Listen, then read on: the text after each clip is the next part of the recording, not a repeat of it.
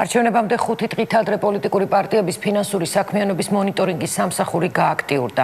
მათ არჩევნებში მონაწილე 3 პოლიტიკური პარტია საარჩევნო კანონმდებლობით დადგენილი ინფორმაციის წარმოდგენის ვალდებულების დარღვევაში დაადანაშაულეს.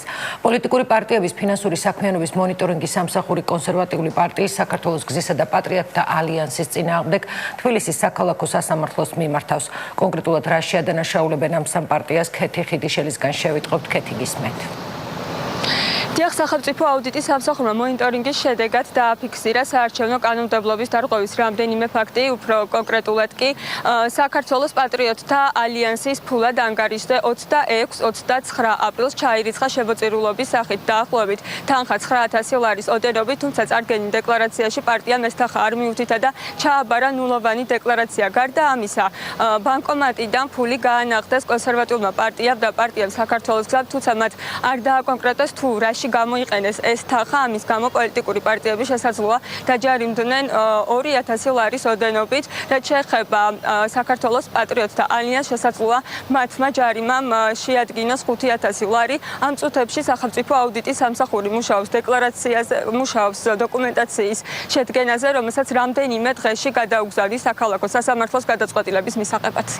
პირველი პატრიოტთა ალიანსთან დაკავშირებით დარღვევა საკითხი შეეხება შემოწირულობის მიღების წესის დარღვევის საკითხს, რომელიც ითვალისწინებს 5000 ლარიან ჯარიმას, ხოლო დანარჩენი 2 საკითხი შეეხება კონსერვატიული პარტიისა და საქართველოს გზის შემთხვევაში ნაღდი ფულის ანგარიშიდან გატანის შემთხვევებს, რომელიც არის დარეგულირებული გენერალური აუდიტორის ბრძანებით, სპეციალური წესი და აღნიშნული ითვალისწინებს პოლიტიკური პარტიების შესახებ საქართველოს ორგანული კანონით 2000 ლარიან ჯარიმას.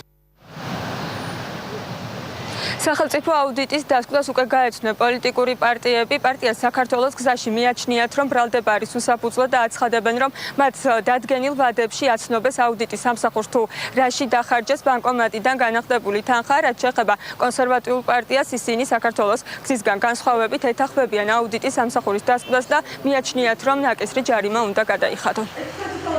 ვადა იქნა კონსერვატული პარტიის შესაბამისი სტრუქტურის მხრიდან დარღვეული და ამიტომაც ვფიქრობ, რომ სამართლიანი იქნება, რომ დაჯარიმდება კონსერვატიული პარტია და უნდა დაჯარიმდეს კიდეც ყველა პარტია და ყველა ორგანიზაცია, რომელიც კანონთან რაღაცას დააშავებს. ეს იყო ტექნიკური, უბრალოდ რომ დააგვიანეს 5 დღიანი ვადა, მერვე თუ მე-9 დღეს მიაწოდეს ინფორმაცია. დეკლარირებული არ არის ტყუილი, დეკლარირებულია ყველაფერი იმ დროს გადარიცხვაშია ასახული.